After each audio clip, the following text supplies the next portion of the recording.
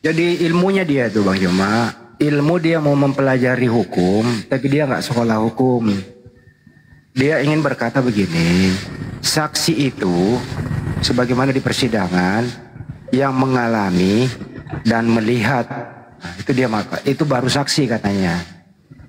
Jadi dia mau masuk ke area pengadilan, tapi dia nggak ngerti ada namanya saksi ibsansiat, terus ada juga saksi ahli. Saksi ahli itu tidak mengalami, tidak melihat, tapi keahliannya dibawa dalam hal bersaksi dalam hal syahadat itu ikrar. Gitu loh kira-kira begitu. Jadi orang ini ingin tinggu ilmunya Bang Joma, tapi mohon maaf bahasa Indonesia juga nggak ngerti. Gitu kira-kira pendapat saya. Makasih. Iya. Tapi pengadilan itu juga tidak bisa dijadikan sebagai dasar satu-satunya untuk menentukan sebuah kebenaran. Contoh, ada seorang mengaku kehilangan anak.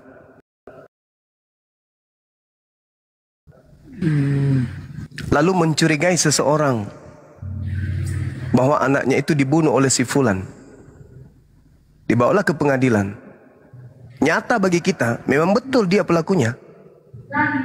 Dia pelakunya. Dia yang melakukan pembunuhan, tapi tak ada yang melihat. Tapi betul-betul dia yang membunuh. Tapi tak ada yang melihat. Ketika di pengadilan, diminta saksi, apakah ente melihat? Enggak. Apakah kamu melihat? Enggak. Tapi kenapa kau tuduh? Ya karena pada saat itu cuma dia yang ada di situ, tapi kau lihat enggak dia membunuh? Enggak. Nah sekarang faktanya di lapangan, dia yang membunuhnya. Apa putusan pengadilan?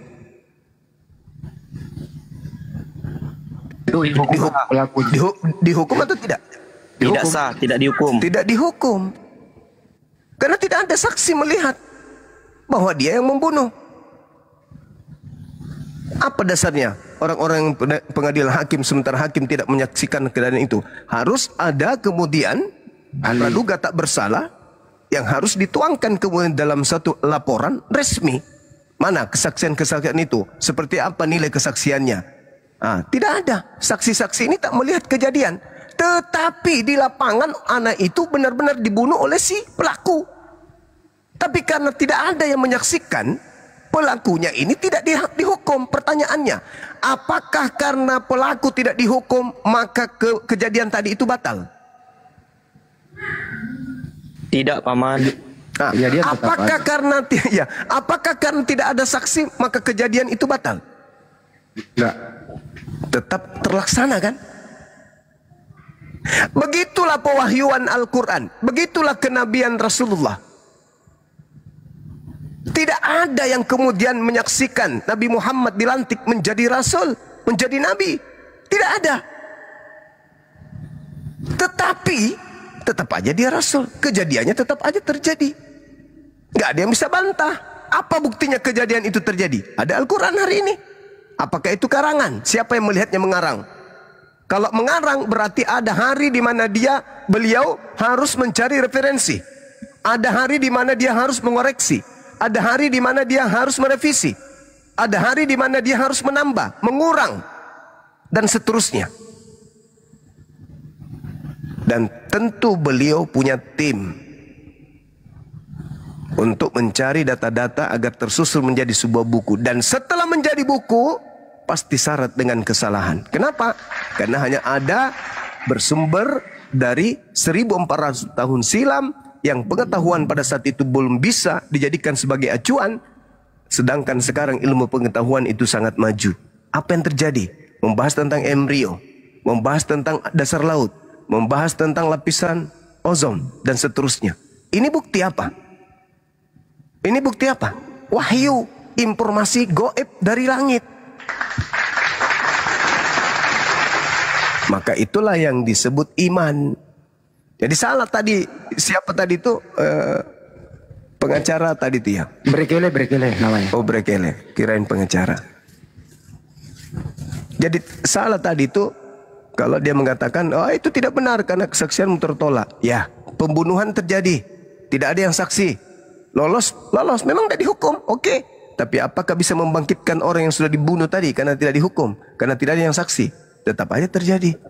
Nah, itulah yang diimani oleh umat Islam. Saya kira begitu, Kanda.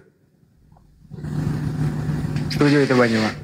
Jadi kalau berdasarkan ilmu cetek dia, hanya saksi adalah yang melihat, menyaksikan dan mengalami, banyak penjahat yang lolos. Seperti tadi analogi yang dibawa Bang Yoma. Lolos itu penjahat, nggak dihukum dia. Karena tidak ada yang menyaksikan, tidak ada yang mengalami, dan tidak ada yang melihat. Kan begitu. Tapi ini untuk semua ini ada caranya.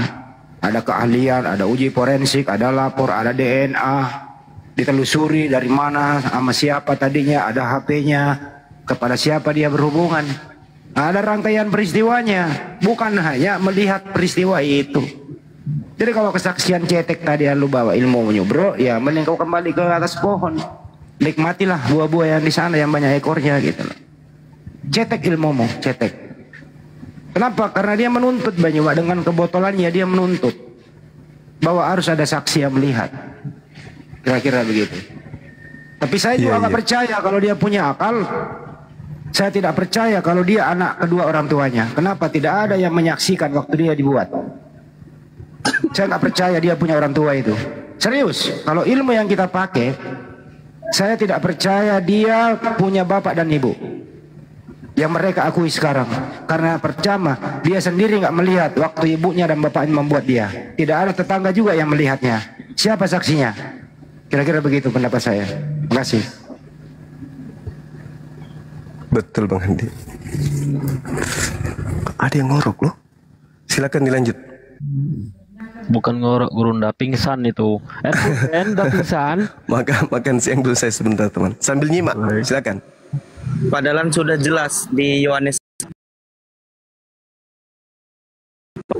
17:18 ya, ada tertulis dalam hukum Taurat kesaksian dua orang adalah sah. Itu contoh. Baru kata Yesus, Bapa yang aku bersaksi tentang diriku sendiri dan juga Bapa yang mengutus aku bersaksi tentang aku. Nah itu siapa yang melihat? Gak ada kan?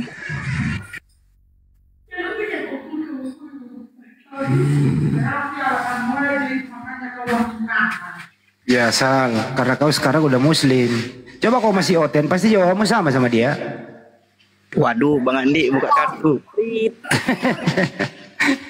Betul itu. Alhamdulillah kau udah berpikir, udah cerdas, udah akalmu berfungsi. Dulu waktu akalmu mati juga begitu bro.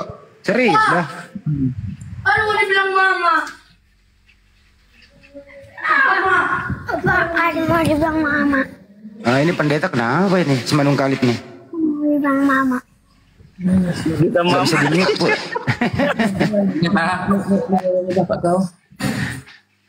Anaknya disuruh maju nih si Manung Kalit.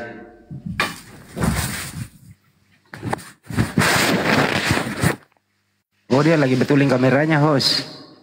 Yang buram itu. Mati meja. Iya Bang Andi. Halo.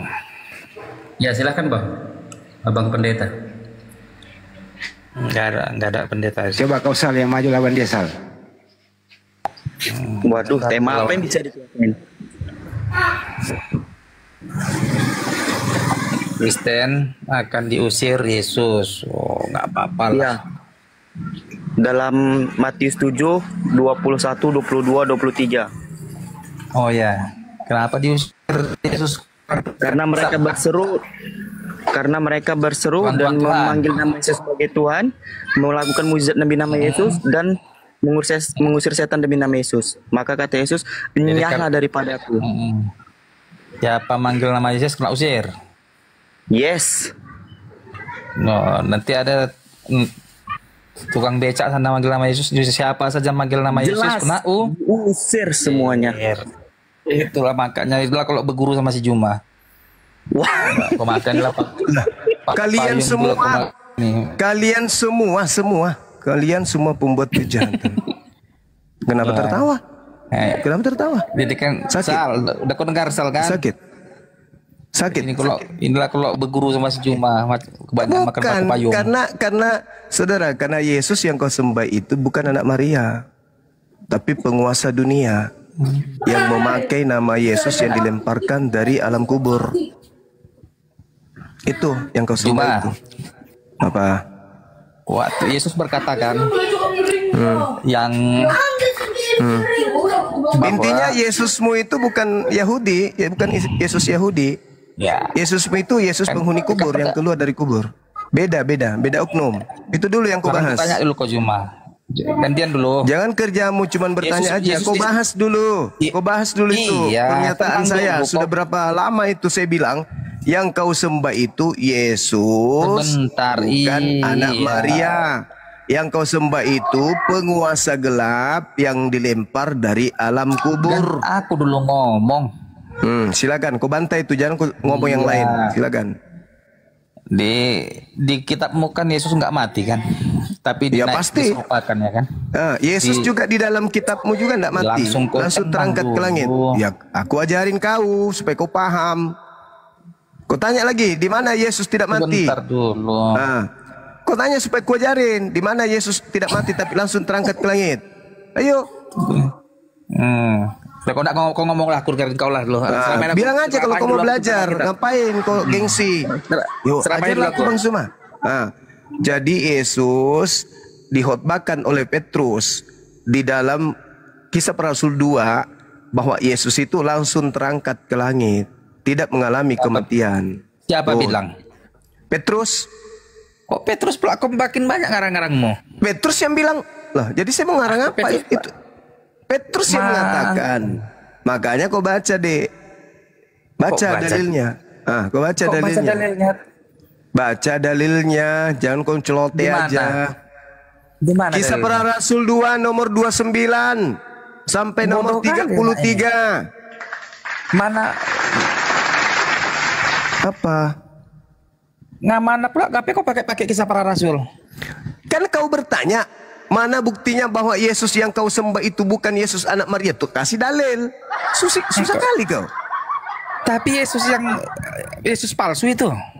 Yesus palsu itu terangkat ke langit, kata Petrus, kata kitab lo. Kok kata Petrus gini Juma? Kan mulai Kisah ngaco dia Para kan. Rasul sampai Wahyu nggak terpakai lagi semua itu Pak Juma. Itu error kau. Itu catatan wartawan kau hargai dong. Jangan kayak gitu kali kau. makanya. Jangan Sekarang begitu makanya aku kali. bilang. Meskipun itu catatan wartawan, tapi masih syarat dengan informasi yang benar, yang valid. Percayalah sama dia. Percaya kau Kisah Para Rasul? Saya percaya itu tulisan wartawan. Sehat kau. Sehat kau. Jangan kau Nangis pakai kan? Kisah Para Rasul dengan Wahyu. Wartawanmu sendiri Itu. yang mengatakan itu. Wartawan itu yang mengatakan Pakai data yang nggak valid. liputan pembekan bahwa Petrus berkhotbah sebagai wartawan, dia memberitakan keadaan pada saat dalam khotbahnya Petrus mengatakan ada Mesias yang dinubuatkan oleh Daud yang tidak mengalami kematian melainkan langsung diangkat oleh tangan kanan Elohim ke langit. Paham? Berat kan? Berat. Menceritakan kepada kami Petrus bin apa menceritakan Malu dia. kepada kami Malu dia. Kalau Al-Quran saya sudah jelas. Sudah jelas kalau dari menceritakan Al-Quran kepada saya. kami telah Dasar, menjadi X bin udah. Y. Ada nggak yang bisa lebih ngeyel daripada kau? Malu dia. Catatan wartawan mengatakan Yesus yang mereka sembah bukan Yesus anak Maria, dia malu. Al-Quran mengatakan bahwasanya Nabi Isa alaihissalam itu tidak disalib, melainkan yang disalib orang diserupakan. Wartawan mencatat itu,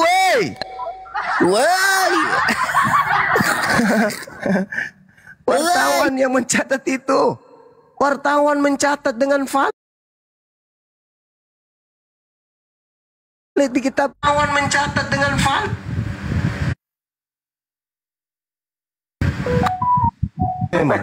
Kenapa kau pakai catatan bekas? Lah itu imanmu, kepercayaanmu. Lucu ini. Tapi kau bilang penipu Lukas. Tapi kau pakai. Di mana saya mengatakan penipu? Saya mengatakan wartawan, penulis, pewarta yang memberitakan. Astagfirullahaladzim ya Allah ya Karim. Percaya kah? Bisakah kau gunakan Lukas sebagai referensiku dan kau percaya? Silakan kau gunakan, silakan. Silakan kau gunakan karena itu catatan wartawan. Percaya nggak Lucu ini. kalau aku sajikan itu percaya nggak kau? Saya percaya itu tulisan wartawan. Astagfirullahaladzim ya Allah ya Karim. Kau mau Nauzubillah min memaksakan jalik catatan tabaraka fi wartawan itu umri. sebagai firman Tuhan ya nggak mungkin, nggak bisa. Wartawan ya wartawan, lucu ente ini. Iya. Oh, oke lah. Menurutmu ada nggak dinubuatkan Yesus bahwa dia akan mati? Terbunuh? Tidak ada, tidak ada. Nggak Oh, ada. bagus. Oke. Nggak ada. Oke. Dikatakan oleh Al-Quran bahwa yang disalib itu bukan Yesus, ya kan? Iya. Bahwa orang lain yang diserupakan. Yes. Kata Iya. Al-Quran, kata Iya. Al-Quran. Begitu juga Tetapi kata Yesus Markus. sendiri berkata, Yesus sendiri berkata dalam Apa? Markus 9 ayat 31, Markus Oke. 8 ayat 31 bahwa Oke. anak manusia akan Anak manusia. mengalami Anak manusia, anak Oke. manusia. Ada berapa anak manusia? Sebentar. Ada berapa anak Ku manusia? tanya dulu kau. Ada berapa Sebentar. anak manusia? Sebentar, Zuma. Ada berapa anak manusia? Hanya Yesus. Sebentar. Hah? Kamu pikir Sebentar. Yudas bukan anak manusia? Ku tanya dulu kau, Juma. Kamu Sebentar. pikir pengganti Yang dimaksud- Yesus disalib itu bukan manusia? Kau pikir kucing? Zuma. Yang diserupakan dengan Nabi Isa itu kau pikir kucing? Anak manusia juga. Ku tanya dulu kau, Juma. Yang dimaksudkan Yesus anak manusia pada Markus 9 ayat 31 merujuk pada siapa? Yudas. Yudas. Iya. Kenapa? Anak manusia akan mengalami penderitaan. Kubacakan dalilnya. Ditolak Dia, orang tua-tua. Bacakan. sebab dia. Bukan dia mengatakan sebab aku. Sebab dia sedang mengajar murid-muridnya, dia berkata kepada mereka, anak manusia, dengar, anak manusia akan diserahkan ke dalam tangan manusia dan mereka akan membunuh dia. Tidak mengatakan dan mereka akan membunuh aku, membunuh dia. Oh, Dan Juma, tiga pintarnya diam, menipu si Juma ini. diam, Oh. diam. Dan Pintar 3 kali. hari sesudah dia dan 3 hari sesudah dia dibunuh, dia akan bangkit. Itu kata siapa? Itu kata Yesus. Kalau itu Yesus yang bangkit, dia akan mengatakan begini, aku akan diserahkan ke dalam tangan manusia dan mereka akan membunuh aku, dan 3 hari sesudah itu sesudah aku dibunuh, aku akan bangkit. Tapi dia mengatakan dia bisa merujuk kepada Yudas, bisa merujuk kepada Bom-Bom, bisa merujuk kepada Edis, siapapun yang cocok di situ. Tapi bukan Yesus orang yang suci itu. Paham? Paham? Pinter kali iya menipu dong. kau ya. Bentar ku baca ayat di Juma. Sini ku baca ya. Markus silakan. 9 ayat 31. Sini Ya. kau sayang, sini kau sayang. Sini kau sayang. Markus 9 ayat 31 ya. Ya. Sebab ia sedang mengajar murid-muridnya. Yang ini ia besar ya. Yesus. Ia berkata kepada mereka. Yesus berkata kepada mereka. Yesus berkata, Anak manusia akan diserahkan. Sebentar dulu kau juga. Jangan kau sahut-sahut Ke dulu. dalam Kalau kau tangan ngomong tadi manusia. kalau kau sahut-sahut. saya ajarin Sebentar kau. tanda petik Saya dua. ajarin kau. Saya Anak ajarin. manusia akan diserahkan ke dalam tangan manusia. Dan Ke dalam tangan manusia mereka Dan akan membunuh dia. membunuh dia. Sebentar, sini dulu kau sayang. Membunuh dia. Sini dulu Juma. Kau ribut kali kau. Membunuh dia. Sini dulu aku berkuasa kau. Dia itu siapa? Mereka akan membunuh dia. Dia Bahasa maksudnya Yesus. Yunani tidak kenal huruf kecil, huruf besar. Pokoknya. Sini kau Juma sayang. Sini. Kutanya dulu kau. Ini dulu Bahasa kau. tulisan Kau, Yunani mengenal biar ku selesaikan huruf dulu. besar, huruf kecil enggak? Ini bandel Tanya kali. dulu kau. Hei. Ulangi kau lagi Juma. Sini kau Bahasa Juma. Yunani itu Yesus huruf ini loh. Yunani mengenal bahasa, Netizen mengenal bawah. tulisan Juma huruf nih. kecil, huruf besar enggak? Mau bacakan ayatnya. Ini kunci kekalahan si Juma ini kawan-kawan nih. Kata dia kok jadi Yesus. Bahlul. Di mute ya aku. Sebentar. Sini dulu kau. Nanti aku kasih lagi kau di Jangan di-mute. kitab Matius. Iya, silakan. Kau baca lagi tadi dia. Ku baca Apa kau alasan? itu. Apa Sebab alasanmu iya. mengatakan? Let me see, Alasanmu mengatakan kalau dia di situ merujuk ke Yesus? Apa alasanmu? D besar. Lihat dulu huruf D besar itu. Di mana kaidahnya kalau D besar itu merujuk kepada Yesus? Ayo. Anak manusia ini merujuk kepada siapa ini? Perkataan Yesus. Sebab ini kulang lagi ya. Sebab ia Apa sedang kaidahnya? mengajar Hei. murid-muridnya. Ya, mengajar murid-muridnya. Ia berkata kepada mereka, Anak manusia akan diserahkan ke dalam tangan manusia. Mereka akan membunuh dia. Dan 3 hari sesudah ia dibunuh, ia akan bangkit. Ini Yesus ngomong loh. Tepuk tangan. Iya. Iya, itu siapa? Sudah dikatakan bos. Iya, itu siapa? Dia bakal mati, dibunuh, Iya, dan itu akan siapa? bangkit setelah 3 hari. Dia itu siapa?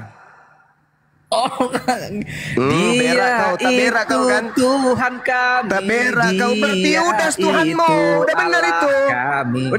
Udah benar. Yesus Yudas itu kan Tuhanmu, nggak salah. Saya kan tidak pernah membantah kan?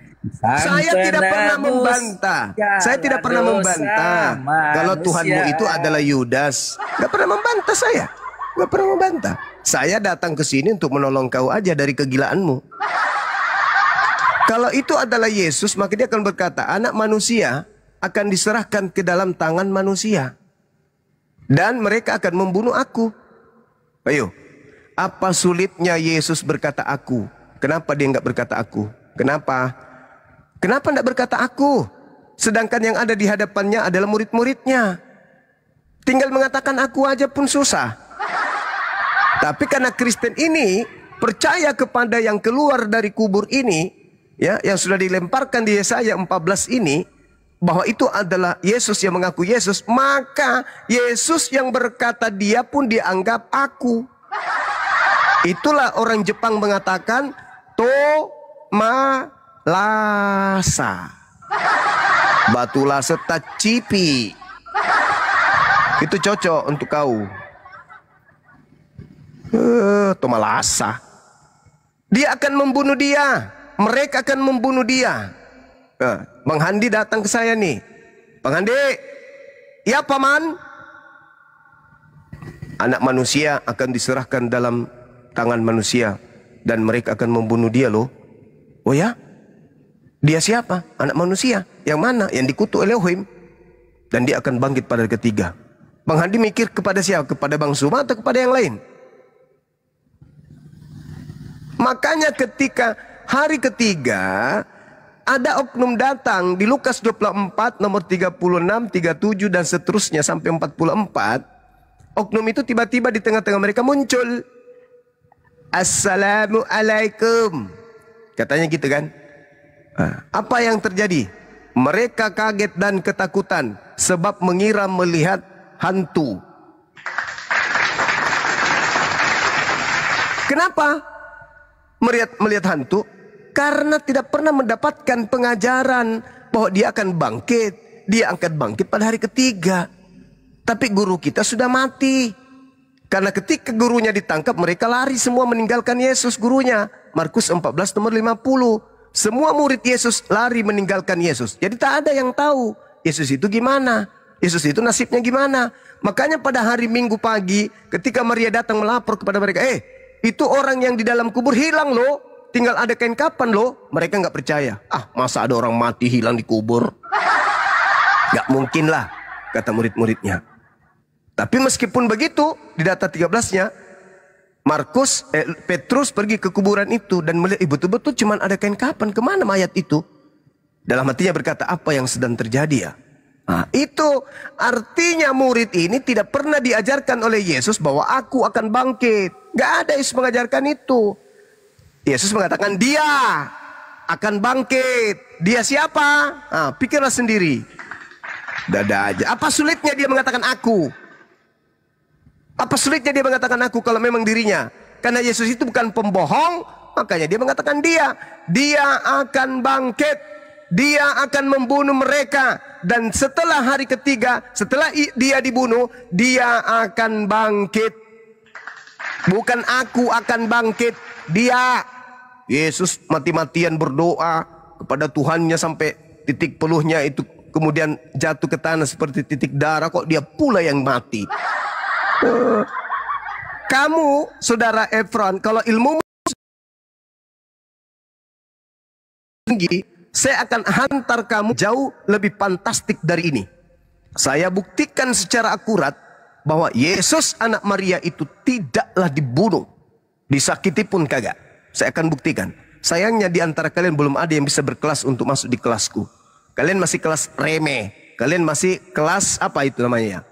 Kelas apa ya? Belum bisa masuk di sekolah, masih di luar, masih di halaman sekolah kalian tuh. Belum bisa mendaftar jadi anak muridku. Kenapa? Tingkat intelektual kalian itu masih lemah, lemot. Belum bisa menjadi murid saya. Syarat menjadi murid saya itu otaknya smart. Oke? IQ-nya tinggi, daya serapnya mantap, daya tangkapnya mantap. Kalau kayak gitu, lemot kayak gitu nggak bisa masuk kelasku. Kau cocok ke SLB yang diajarkan huruf A, huruf B, huruf C, A, B tambah A, ba, B tambah U, bu. Bacanya babi. Ulang. B tambah A, ba, B tambah O, bo. Bacanya babi. Ulang lagi. K tambah U, ku. K tambah I, ki. Bacanya babi. Babi aja terus dalam otak kau itu. Makanya tidak bisa ilmu masuk. Orang ngajarin apa, babi yang muncul di mulutmu. Orang ngajarin apa, babi aja di mulutmu. Kenapa kau benci terhadap kebenaran? Karena kau tidak mau meninggalkan makanan babi. Ini bahaya nih, kalau berfungsi otakku saya nggak makan babi lagi nih. Itu aja terus. Akulah dia. Akulah dia itu berkenan dengan Mesias. Tapi kalau dia membunuh dia, bukan aku yang dibunuh. Kenapa bukan aku yang dibunuh? Karena Yesus sendiri mengatakan dalam Yohanes 10 nomor 18. Tidak ada manusia, tidak ada yang sanggup mengambil nyawaku. Tidak ada. Tidak ada yang bisa mengambil nyawaku. Baca Yohanes 10 nomor 18. Melainkan aku sendirilah yang akan menyerahkan dan akan mengambilnya kembali sesuka aku. Tidak ada. Tapi di situ dalilnya, anak manusia akan diserahkan ke dalam tangan manusia dan mereka akan membunuh dia. Yesus mengatakan tidak ada yang bisa membunuh aku. Berarti dia itu bukan aku. Karena Yesus mengatakan juga dalam Yohanes 14, Yohanes 12, penguasa dunia tidak sedikit pun berkuasa terhadap diriku. Nggak ada yang bisa membunuh aku, nggak ada. Itu kata Yesus. Jadi ketika dikatakan anak manusia, mereka akan membunuh dia, berarti itu kan Yesus. Bacakan dalilnya ya, supaya kau paham. Biar kau tidak gila permanen. Nanti kalau kelasmu sudah mulai bagus, kau boleh masuk di kelas saya. 6 SKS, pembelajaran kemudian kristologi, tanpa bayar. Nih, ku bacakan samamu Yohanes 10 biar kamu paham. Baik, selamat malam. Ya, sabar dulu bang, sabar dulu. Itu calon siswa saya itu mau ku ajari, masih mendengar di bawah. Dari tadi kamu ngomong terus. Iya, harus wajib untuk mewariskan orang, wajib. Tidak ada seorang pun mengambil. Diam dulu. Diam dulu. Kau dengarkan saya dulu. Paling juga kelasmu sama dengan tadi, atau paling rendah lebih rendah dari dia. Tidak seorang pun mengambil daripadaku, melainkan aku memberikan menurut kehendakku sendiri. Aku berkuasa memberikannya dan berkuasa mengambilnya kembali. Inilah tugas yang kuterima dari Bapakku. Bapakku yang memberikan tugas aku tentang nyawaku. Sedangkan di Markus 9 dikatakan di sana bahwa dia akan pergi dan mereka akan membunuh dia. Mereka akan membunuh. Kata Yesus, tidak ada yang mampu membunuh aku. Oke? Jadi dia di situ bukan Yesus. Silakan. Silakan kubantah, Saudara Riyandi. Terima kasih ini. Ya, dari tadi kamu ngomong salah semua dari tadi. Makanya saya pingin kamu percaya nggak? Kenapa kamu itu selalu membicarakan tentang Yesus?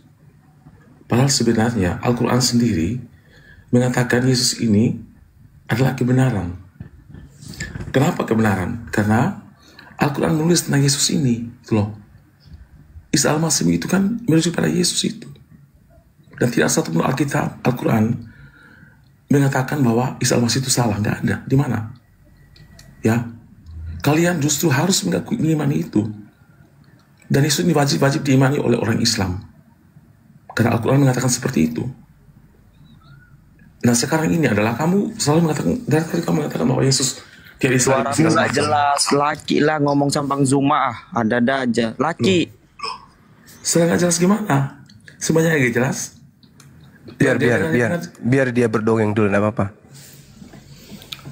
Nah inilah kesalahan orang Islam tidak sadar gitu. Bahwasanya ketika sedang menyerang Yesus ini, kalian sedang menyerang Islam, menyerang Al-Quran sendiri.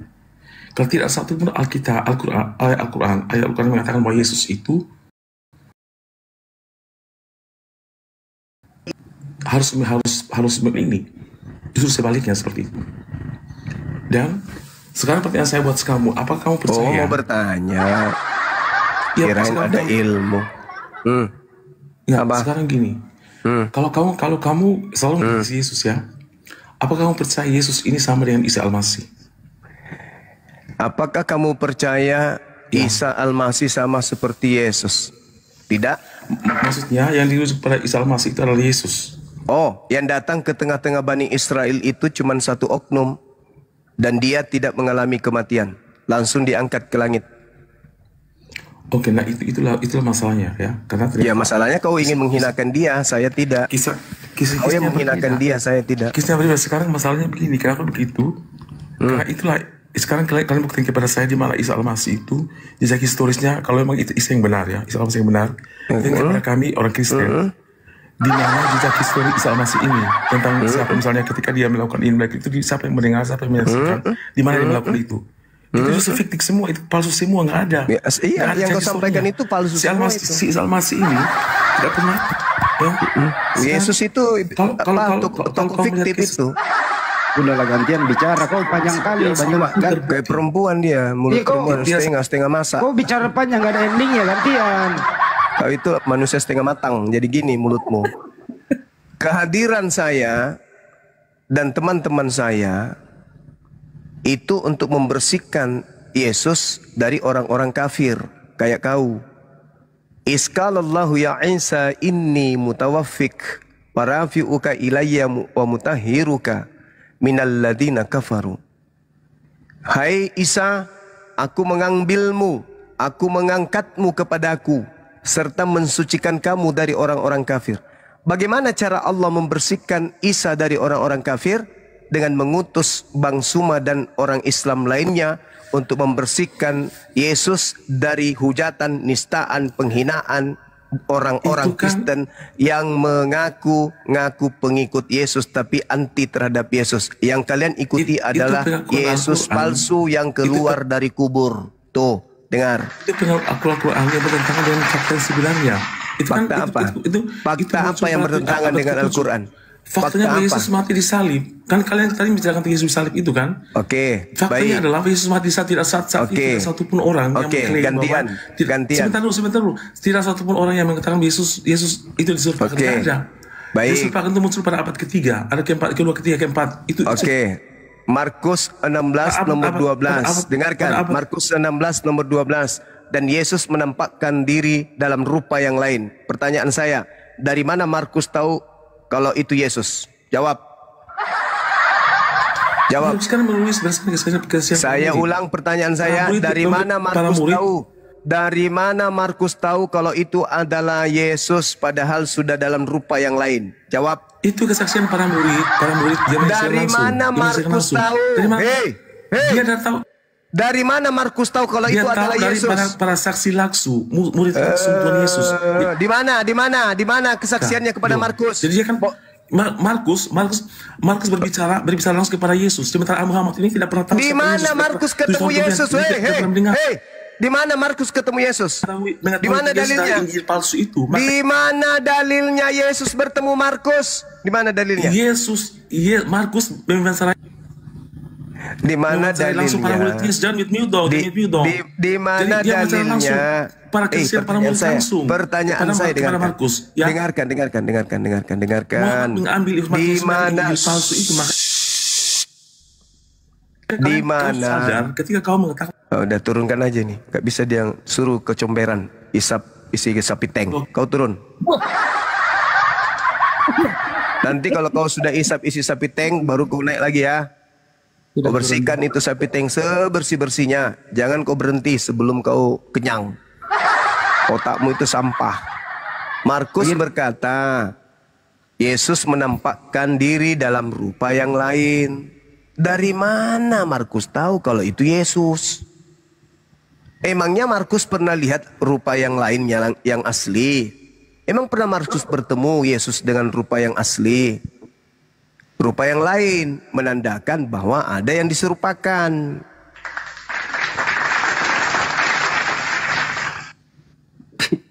Susah.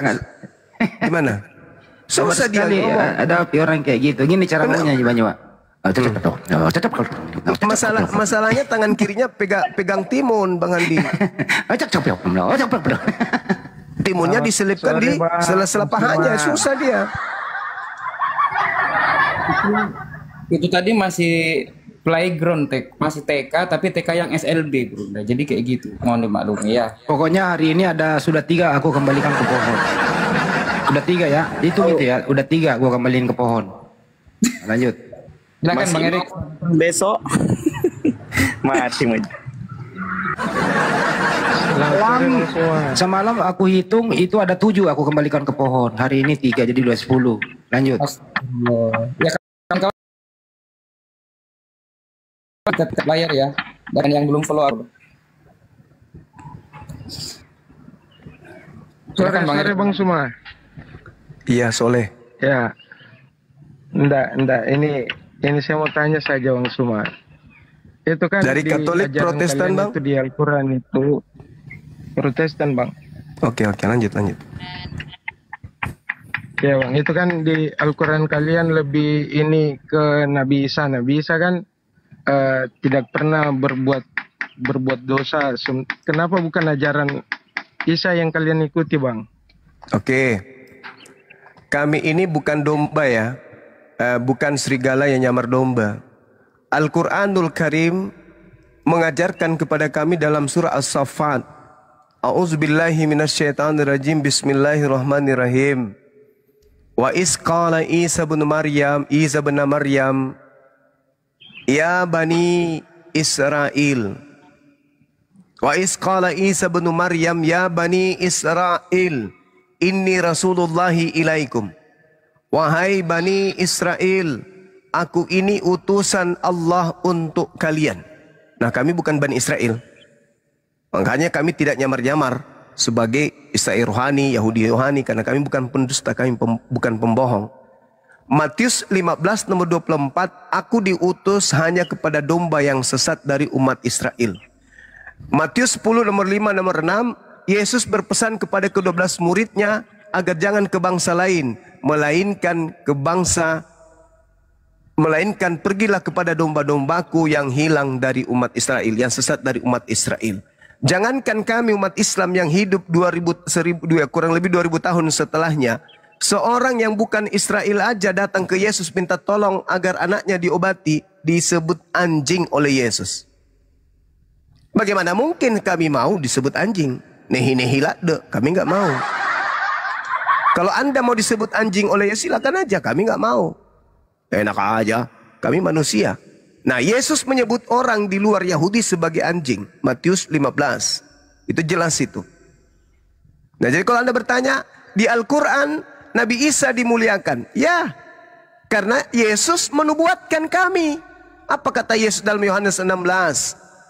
16, nomor 7 sampai nomor 15. Apa kata Yesus? Apabila roh kebenaran, apabila roh yang benar itu datang, maka dia akan memuliakan aku. Mari kita bandingkan Al-Quran bercerita tentang Nabi Isa dan bandingkan dalam Al-Quran di Bible bercerita tentang Yesus.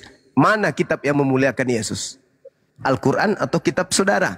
Nah, dari hal itu, disitulah Anda bisa menilai mana roh kebenaran itu, di Islam atau di Kristen. Di kitab saudara, Yesus dikutuk. Di kitab saudara, semua dosa, apapun dosa di atas muka bumi ini diserahkan ke Yesus. Ditampar, diludahin, diseret, lahirnya aja di kandang binatang katanya, di palungan. Penghinaan demi penghinaan. Dari lahir dia dihinakan. Ketika hidup dia dihinakan. Mati pun dia dihinakan. Dikutuk di atas tiang salib. Bahkan keluar lagi dari kubur. Jadi seperti setan keluar dari kuburan. Dihinakan. Sudah gitu, dah selesai. Dituhankan, disetarakan dengan Tuhannya. Tak ada kemuliaan diberikan kepada Yesus di Bible. Tapi kalau di Al-Quran, sejak dia dikandung sampai dia terangkat dengan mulianya di atas, itu di Al-Quran berkatnya jelas. Maka dikatakan dalam Biblemu, apabila roh yang benar itu datang, maka dia akan memuliakan aku. Siapa yang ada di rumah kamu, ada lambang salib, kau gantung dengan ada bentuk salib di situ di dinding. Ada patung orang menggantung situ, itu siapa? Yesus kan? Itu memuliakan. Bang, di Yohanes itu Bang, sudah tertulis waktu saat Yesus dibaptis itu Bang. Ini muncul burung merpati Bang. Ada suara. Inilah anakku yang kukasihi, kepadanya lah kalian berkenan. Seperti itu Bang. Itu bukan itu Roh Kudus, itu Roh Kudus abangku. Yang ku maksud ini roh kebenaran. Roh Kudus dengan roh kebenaran itu berbeda. Yang datang kepada Yesus Roh Kudus, yang datang kepada Elisabet Roh Kudus, yang datang kepada Zakaria Roh Kudus, yang datang kepada orang-orang yang diberi tugas untuk menyampaikan firman itu Roh Kudus. Yohanes 3 nomor 13, nomor 34 dan seterusnya. Sedangkan Yesus berkata dalam Yohanes 14 nomor 16, aku akan minta kepada Bapa agar Bapa mengutus seorang penolong. Seorang penolong inilah yang dikatakan roh kebenaran. Di dalam Yohanes 16 nomor 7 adalah benar jikalau aku pergi. Sebab kalau aku tidak pergi, maka seorang penolong itu, penghibur itu tidak akan datang, yaitu roh kebenaran.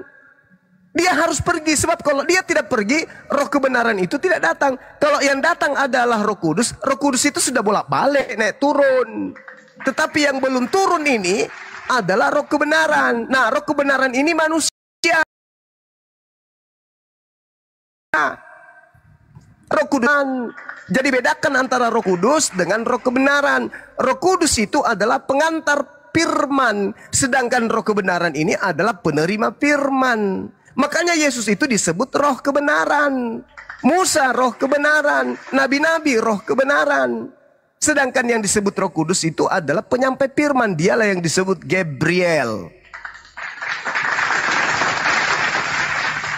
Harus Anda belajar bedakan itu. Silakan.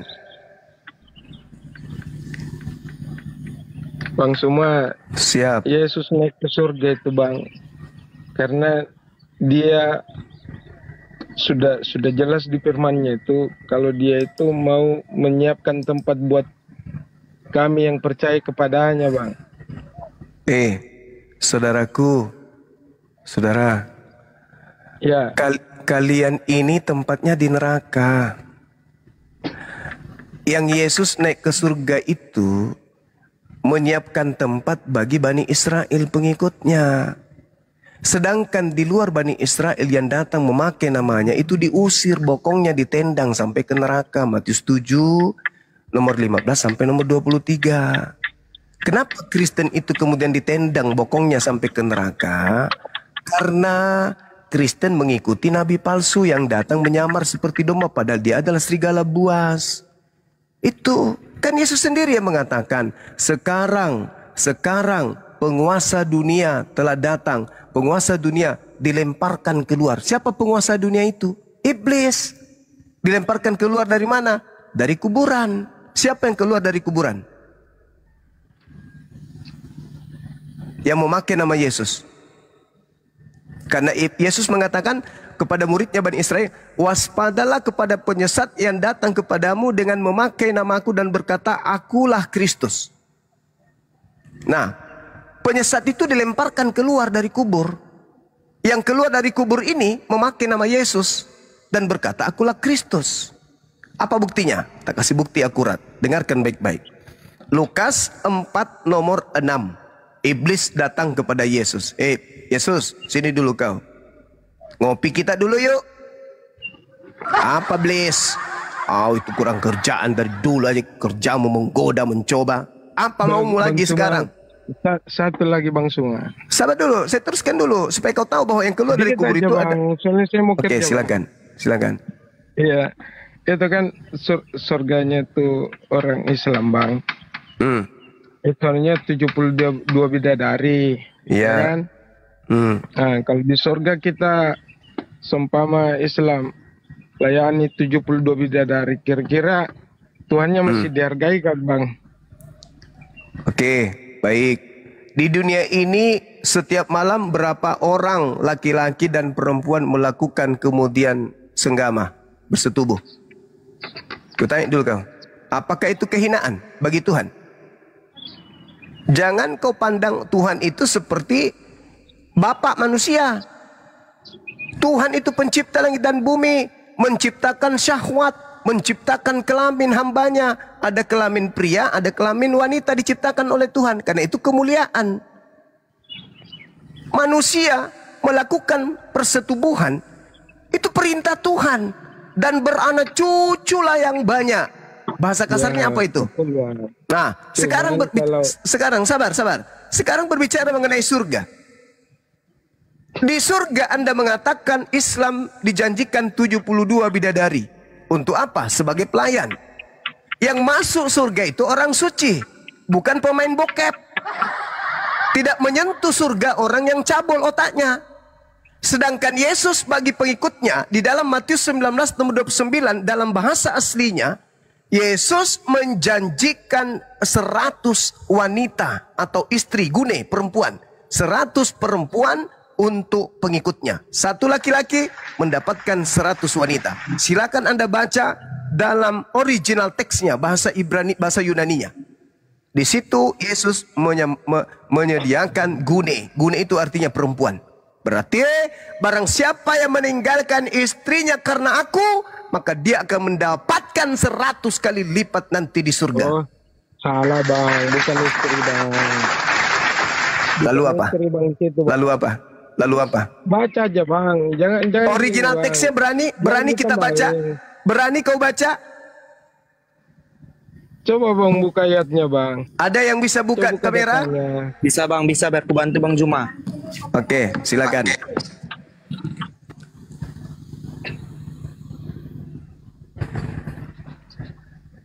Matius 19. Coba KJP. Sebelum ke original teks kita ke KJP dulu. Ini ada gunaikanya nih dari apa? Septanus Septurestus. Silakan. Cuman lembaga Bible Indonesia menghapuskan istri karena iri. Kenapa iri? Nah, istri di situ di terjemahan Indonesia.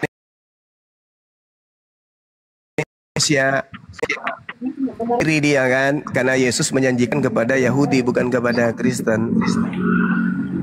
Matius 19:29. Gunaika, apa artinya gunaika? Coba. Istrinya. Atau di KJP juga saya buka bang. Boleh. Di Indonesia ini memang kurang kerjaan. Giliran tidak ada kata Allah ditambah kata Allah. Ada kata gunaika dihapuskan kata gunaika. Yang tidak ada ditambah, yang ada dikurangi, dihilangkan. Memang kurang kerjaan memang. Nah ini or wife. Wife itu artinya apa? Suami. Istri. Oh istri, kirain suami. Itu. Istri paman. Coba buka di aplikasinya bang, aplikasi Bible bang. Aplikasi Bible yang milik Indonesia gitu. Jangankan aplikasi, lembaga Bible resmi aja menghilangkan kata istri. Karena tugasnya memang waspadalah kepada penyesat yang datang memakai namaku dan berkata akulah Kristus. Nah, coba. Nah di sini kalau di sini dihapus, istrinya dihapus. Malu nanti ngalahin orang Islam katanya. Bukan juga, sakit hati karena yang dijanjikan itu Yahudi bukan Kristen. Sedangkan di dunia saja, di dunia Yesus itu menjanjikan banyak istri, poligami. Lukas 18 coba buka deh. Lukas 18 berapa Bang Zuma? Coba di data nomor 2930. 18:29:30. Coba ya. Mana tahu saya benar.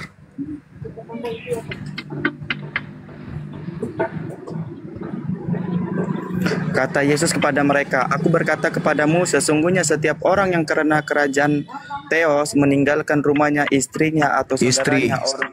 Oh ya, ini ada istrinya. Nomor 30. Akan menerima kembali lipat ganda pada masa ini juga. Lipat ganda. Poligami. Barang siapa yang meninggalkan istrinya karena mengikuti aku, maka dia akan memperoleh saat ini juga berlipat ganda. Mantap kali lah. Jadi janganlah, dunia aja Yesus menghalalkan poligami, apalagi di surga. Gitu kawan ya. Artiannya itu berbeda Bang. Iya, artiannya karena kamu Kristen, kamu bukan pengikutnya. Pasti kamu akan mengarahkan ke Kristus yang keluar dari kubur kan? Karena Kristus yang keluar dari kubur itu mengajarkan menghilangkan firman Tuhan dan membuat nabinya membuat firman sendiri. Contoh, ketika Paulus nabinya si Yesus yang keluar dari kubur berkata begini, janganlah engkau mencabul, janganlah engkau memburit. Itu perintah yang dibuat oleh Paulus. Sedangkan perintah-perintah Tuhannya Yahudi itu telah dihapuskan oleh dia. Habis dia hapuskan, dia bikin aturan baru. Misalnya nih, perintah Tuhannya Yahudi, jangan engkau membunuh. Itu perintah Tuhan Yahudi. Tapi itu perintah itu nanti dihapus oleh Paulus. Di mana Paulus menghapusnya? Di dalam Efesus 2 nomor 15. Apa kata Paulus cara menghapusnya? Dia kata gini, dengan matinya Yesus di atas salib, maka Yesus telah membatalkan segala isi Taurat dan segala ketetapan yang ada di dalamnya. Berarti perintah jangan membunuh tadi terhapus kan? Habis itu dia bikin surat sendiri. Jangan kau membunuh. Jadi kalau hari ini orang Kristen tidak membunuh, bukan mengikuti perintah Tuhannya Yahudi, tapi mengikuti perintah Tuhannya, yaitu yang datang kepada Paulus melalui nabinya Paulus. Kalau Paulus mengatakan jangan kau berzina, itu perintah dari Kristus yang keluar dari kubur. Kenapa? Karena perintah dari Elohim sudah dibatalkan oleh Paulus. Paulus mengatakan begini, dalam Galatia 2 nomor 16. Tidak ada orang yang dibenarkan di mata Tuhan karena melakukan hukum Taurat. Galatia 5 nomor 4. Engkau lepas dari Kristus Yesus jika engkau mengharapkan kebenaran dari hukum Taurat. Kamu keluar dari kasih karunia.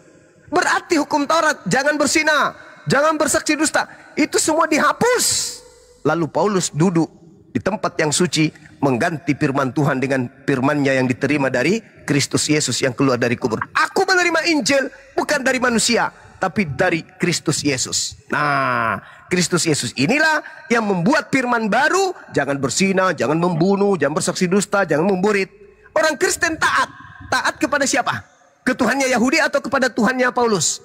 Tuhannya Paulus yang datang kepadanya memberikannya 13 kitab. Itulah Tuhanmu yang baru, Kristus Yesus itu. Yang mana firman yang datang kepada Yesus dihapus.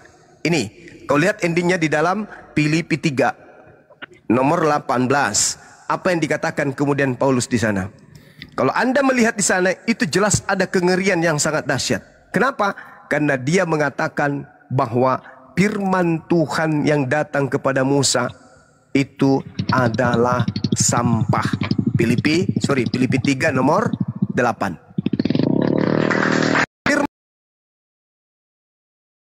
Firman dibilang sampah. Iblis ketika datang ke Adam di Gan Eden, ketika Tuhan berfirman, Adam, ya paman, jangan kau dekati pohon buah pengetahuan baik dan jahat. Jangan khotbah kamu cuma. Iblis datang. Apa kata iblis? Hei Adam, jangan kau percaya, itu sampah. Yang benar adalah makan biar kau kekal hidup di sini. Benar kan? Iblis datang lagi, mengajar lagi. Firman Tuhan, sunat adalah sunat perjanjian kekal. Siapapun yang tidak menyunatkan dirinya, Kejadian 17:14, maka bunuhlah dia, karena dia telah membatalkan perjanjian kekalku. Datang si penyesat, jangan kau bersunat. Itu nggak ada apa-apa itu. Yang benar itu adalah sunat hati. Iblis itu kerjanya mengganti firman Tuhan dengan firman-Nya sendiri. Kebanyakan pelintir Bang semua. Silakan, tunjukkan apa yang saya pelintir. Silakan. Iya, di Bibel tidak seperti itu. Silakan. Yang mana yang tidak seperti itu? Silakan. Silakan. Sanmu dangkal cuma. Bang banyak. Silakan. Bang cuma pelintir. Ya, silakan Anda tunjukkan yang mana yang saya pelintir. Silakan.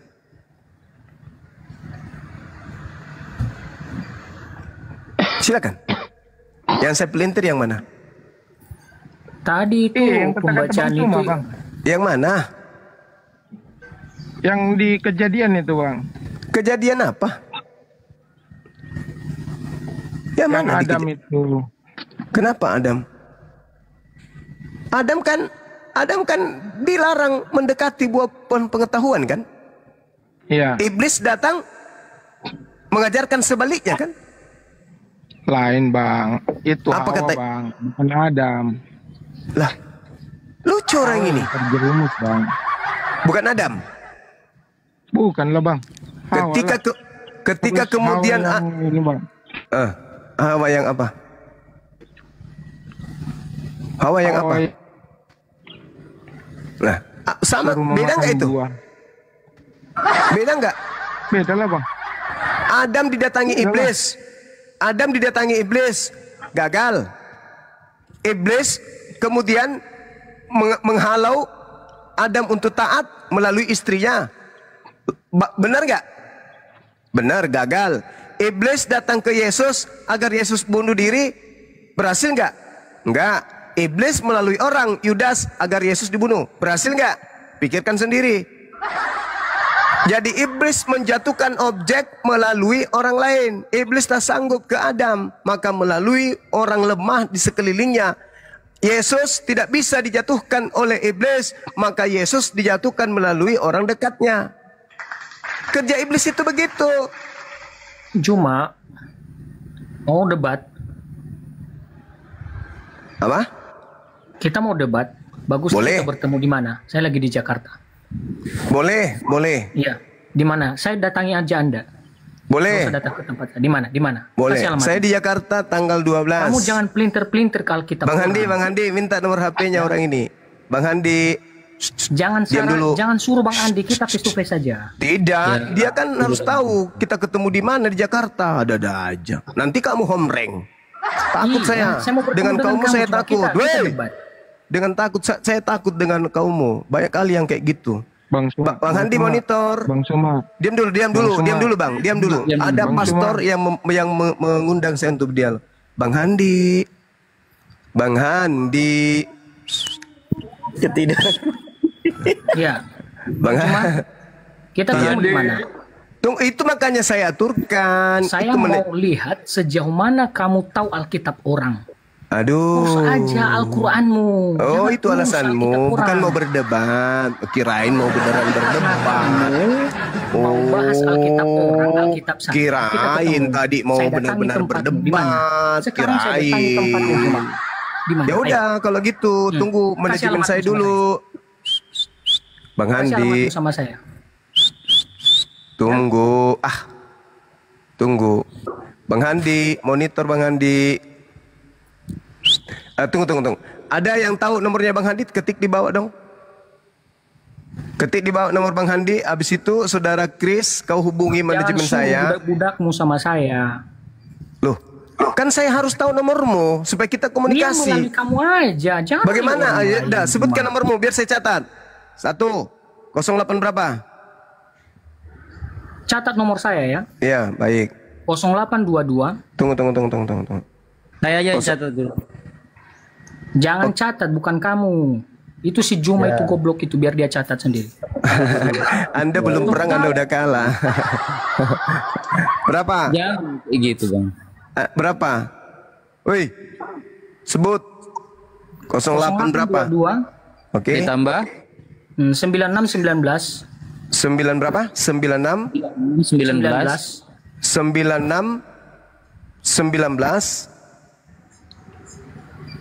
Terus 8908. 08. Oke, saya telepon sekarang ya. Siap nomor saya.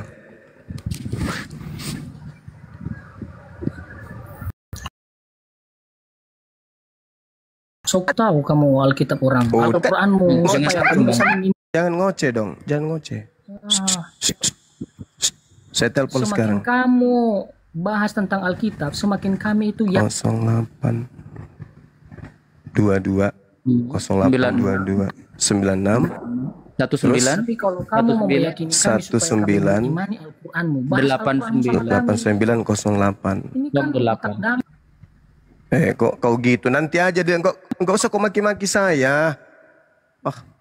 Maki-maki. Nanti aja dilihat. Kalau kau bisa kalahkan saya sesuai dengan tantangan mulut besarmu itu, baru kau bisa ngoceh. Kalau cuman kayak gitu aja, semua juga orang bisa ngoceh. Nah, aku telepon ya, angkat ya. Nomor palsunya itu kayak itu.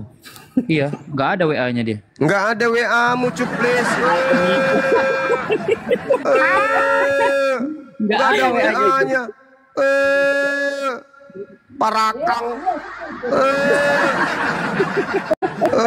Ngaco. Kurang ajar.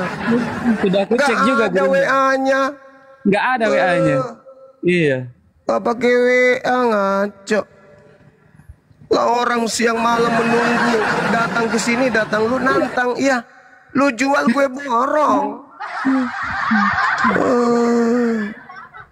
Bener-bener lah ini. Udah modelnya kayak pastor lagi dibilangnya. Ternyata teman-teman. Nomor pinjol itu kayaknya. Aduh, parah. Nah, izin Bang Zuma, ini boleh nggak dipaparkan di sini yang tadi malam Bang Zuma, yang di Rumbang Paru? Boleh, silakan. Boleh, izin ya. Gimana Bang? Kita lanjut dulu Bang. Apa ini? Tadi tuh temanmu gimana nantang itu kasih nomor begitu? Ya, mereka teman saya Bang. Mereka teman saya sama saya aja. Biar kamu abang kan tahu. Sama juga ini kayak racun juga ini. Nah, coba dulu Bang. Biar kita tunjukkan kepada umat bahwa mereka tahu mana yang benar gitu. Ya, kau ngomong nggak mungkin Oten percaya. Oke. Kita singkat. Waktu saya singkat nih, dengarkan. Pencipta langit dan bumi itu bisa mati atau tidak? Oke, baik. Bagus ya. Kita di sini jangan turunin saya, jangan kit saya. Biar Oten juga dengar, umat Ucim juga dengar, oke? Itu kan panjang kali kan, tengoklah. Panjang kali entah kemana-mana pergi ya. Pencipta langit dan bumi itu bisa mati atau tidak? Oke, makanya itu ya. Mulai lagi. Yang pencipta langit dan bumi, jangan kit saya, jangan turunin saya. Biar panjang kali kan, coba lah. Kapan jawabannya ini? Baik ya. Pencipta langit dan bumi itu bisa mati atau tidak? Oke, saya jawab. Jangan kau kejam ya. Mulai lagi kemana-mana lagi. Nah, dengar ya. Pencipta langit dan bumi, Yahweh Elohim, bukan Allah SWT ya. Dia tidak bisa mati. Kau dengar, buka pikiran. Yesus bisa mati, berarti dia bukan pencipta langit dan bumi. Udah selesai. Oke, lanjut lagi. Jangan turunin saya. Oke, kita Yesus pencipta langit dan bumi atau bukan? Ya, Yahweh yang menciptakan langit dan bumi. Yesus bukan pencipta langit dan bumi. Takut sekali dia sama saya. Yesus bukan pencipta langit dan bumi. Aku tadi jawab apa? Allah Yahweh, orang Israel yang menciptakan langit dan bumi. Berarti Yesus bukan pencipta langit dan bumi. Dia adalah firman yang diciptakan bumi. Berarti dia bukan pencipta langit dan bumi. Segala sesuatu dijadikan oleh dia karena dia adalah firman. Berarti dia bukan pencipta langit dan bumi karena dia bisa mati. Kau dengar kan jawaban saya udah jelas. Jangan kamu muter-muter, jangan turunin saya. Berarti Yesus itu bukan pencipta langit dan bumi karena dia bisa mati. Oke, Allah Yahweh bukan Allah yang lain-lain ya. Kau dengar itu, Yahweh yang menciptakan langit dan bumi dengan cara berfirman. Berarti pencipta langit dan bumi itu bukan Yesus. Kau dengar dulu, dia menciptakan segala isinya dengan cara berfirman, oke? Kau dengar berarti Yesus itu bukan pencipta langit dan bumi karena dia mati. Saya tanya Bang Suma, Allah menciptakan udah selesai. Innalillahi wa inna ilaihi rajiun. Turut berduka cita atas meninggalnya Tuhanmu. Apain dilayani double kosong kayak gitu? Kalau mang. Pencipta langit dan bumi bisa mati kagak? Tidak. Yesus bisa mati enggak? Bisa. Nah, udah selesai. Innalillahi wa inna ilaihi rajiun.